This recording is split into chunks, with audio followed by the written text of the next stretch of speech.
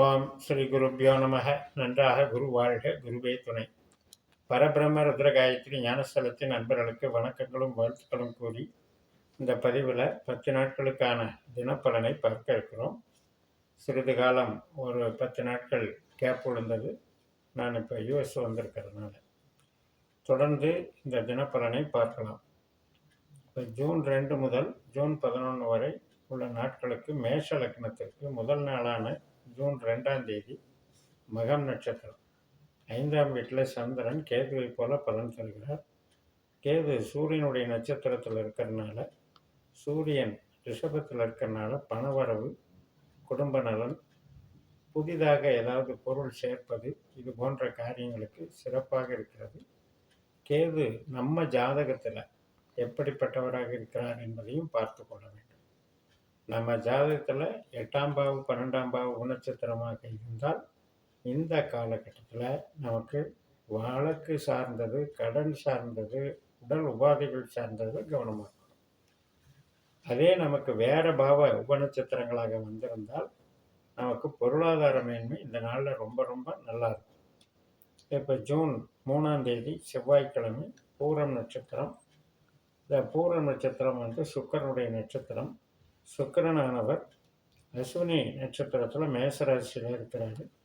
அதனால் இன்னைக்கு work conscious நல்லாயிருக்கும். அதே மாதிரி ஈடுபாடோடு நம்ம எதுலேயும் நம்ம சிந்தனைகளை ரொம்ப இன்வால்மெண்ட்டை காமிச்சு அதில் டெவலப் பண்ணுறதுக்கு உண்டான டைம் இது. ஏன்னா புதிய புதிய செயல் திட்டங்கள் நம்மளுக்கு தோன்றும். அந்த செயல் திட்டங்கள்னால நமக்கு ஒரு நல்ல அங்கீகாரம் கிடைக்கக்கூடிய ஒரு நாளாக இருக்கிறது. ஜூன் 4ஆம் தேதி புதன்கிழமை. இது உத்தர நட்சத்திரம், அதாவது சூரியனுடைய நட்சத்திரம். இப்போ நமக்கு சூரியன் நமக்கு தனஸ்தானத்தில் இருக்கிறது மிக மிக சிறப்பு. அதுவும் புதனுடைய உபநட்சத்திரத்தில் இருக்கிறாரு. அதே மாதிரி புதனும் நமக்கு இது தனஸ்தானத்தில் இருக்காங்க. இது ஒரு நிபுண யோகம்னு சொல்கிறது. டெக்னிக்கல் மைண்டு, டெக்னிக்கல் சாமர்த்தியத்தினால நம்ம ஒரு பொருள் சேர்க்கை பண்ணுறது, ஒரு பதவி அங்கீகாரம் பெறுகிறது, இதுக்கெல்லாம் சிறப்பாக இருக்கக்கூடிய நாளாக இருக்கிறது. மறுநாள் ஜூன் 5ஆம் தேதி வியாழக்கிழமை அஸ்த நட்சத்திரம், சந்திரனுடைய நட்சத்திரம். இது கன்னி ராசியில் சந்திரனுடைய நட்சத்திரமாகவே இயங்குகிறார். இதில் நம்ம விவசாயமாகட்டும், ரியல் எஸ்டேட் ஆகட்டும், ஒரு உற்பத்தி சார்ந்த தொழில், இப்போ ஒரு உடை தயாரிக்கிறதோ, உணவு தயாரிக்கிறதோ, மருத்துவத்தில் சார்ந்து தயாரிக்கிறதோ, கடல் படு பொருட்கள், நீர் சம்பந்தமான பொருட்கள், இது எல்லாத்துக்கும் சாதகமாக அமையக்கூடியது. இது நமக்கு இடம் வாங்கிறதுக்கு, வாகனம் வாங்கிறதுக்கு, லோன், இடத்தின் மேலே வாகனத்தின் மேலே லோன் ரீச் ஆகிறதுக்கு எல்லாமே சப்போர்ட் பண்ணும். இந்த டைம் நமக்கு பொருளாதார மேன்மைக்கு பயன்படுத்திக்கலாம். மறுநாள் வெள்ளிக்கிழமை ஜூன் 6ஆம் தேதி சித்திரை நட்சத்திரம், செவ்வாயினுடைய நட்சத்திரம். இந்த செவ்வாய் நம்ம ஜாதகத்தில் 6, 8, 12, மெயினாக 8, 12 தொடர்பு இல்லாமல் இருக்கும். அப்போ நமக்கு சிறப்பாக இருக்கும். இந்த கோச்சாரத்தில் ஆயில்ய நட்சத்திரத்தில் போகிறார். செவ்வாய் ஆயில்ய நட்சத்திரத்தில் போகிறதுனால, அதாவது இப்போ ஒரு மூலதனம் சார்ந்த விஷயங்கள் அல்லது நம்ம ஒரு இன்வெஸ்ட்மெண்ட் பண்ணுறதுல அதிகமாக பண்ண வேண்டியிருக்கும். ஒரு வேலைக்கு 2 வேலை, ஒரு இடம் வாங்கினா 2 இடம், அல்லது ஒரு பில்டிங்க்கு 2 பில்டிங், இது மாதிரி ஒரு கான்ட்ராக்டருக்கு அமைஞ்சதுன்னா அது லாபம்தான். அந்த வகையில் அவங்களுக்கு ஹெல்ப் பண்ணணும். செவ்வாய் என்பது பூமிக்காரனால ரியல் எஸ்டேட்டில் இருக்கவங்களுக்கும், ஸ்பேர் பார்ட்ஸ் இண்டஸ்ட்ரியில் இருக்கவங்களுக்கும், கன்ஸ்ட்ரக்ஷனில் இருக்கவங்களுக்கும் ரொம்ப ரொம்ப சிறப்பாக இருக்கும். மறுநாள் ஜூன் 7ஆம் தேதி சனிக்கிழமை சுவாதி நட்சத்திரம், துலா ராசியில் சந்திரன் ராகுவை போல பயணிக்கிறார். இப்போ ராகு குருவை போல செயல்படுறதுனால இன்றைக்கும் நமக்கு பண வரவு சிறப்பாக இருக்கும். புதிய காரியங்கள், புதிய முயற்சிகள், கம்யூனிகேஷன் லைனில் இருக்கவங்க, இடமாற்றங்கள் எதிர்பார்க்குறவங்க, இதுக்கெல்லாம் சிறப்பாக இருக்கும். நமக்கு 3ஆம் இடத்துல இருக்கிற குரு அப்படிங்கிறது ஒரு தன்னம்பிக்கையும் தைரியத்தையும், அடுத்து ஒரு மாற்றி செய்யலாம், ஏதோ ஒரு காரியத்தையும் மாற்றி செஞ்சு சாதிக்கலாங்கிறதுக்கு வழிவிடக்கூடிய அமைப்பில் இருக்கிறது. மறுபடியும் ஜூன் 8ஆம் தேதி ஞாயிற்றுக்கிழமை விசாகம் நட்சத்திரம் நண்பகல் 12:41க்கு மேலே தொடங்குகிறது. அதில் 3 பாதம் உங்களுக்கு துலா ராசியிலையும் 1 பாதம் விருச்சிக ராசியில் இருக்குது.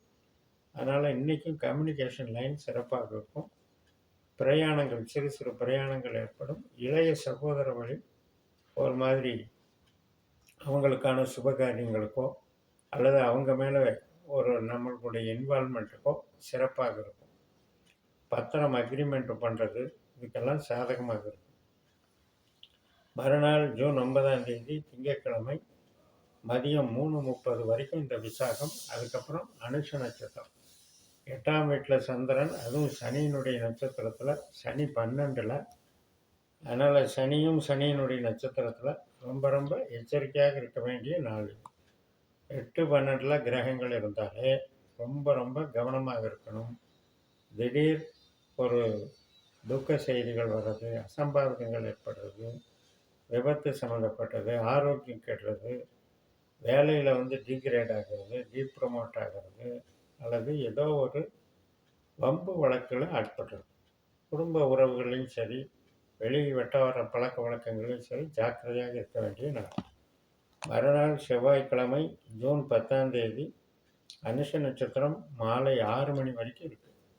அந்த 6 மணிக்கு மேலே தான் கேட்டை நட்சத்திரம். கேட்டை என்பது புதனுடைய நட்சத்திரம். இப்போ புதன் நமக்கு பக்கபலமாக இருக்கார், தைரியத்தை கொடுக்குறார். மிதுன ராசியில் இருக்கிறதுனாலையும் செவ்வாயை போல செயல்படுறதுனாலையும் புதன் ரொம்ப ரொம்ப சிறப்பாக இருக்கிறார். இந்த காலகட்டத்தில் நம்ம எடுக்கக்கூடிய முடிவுகள்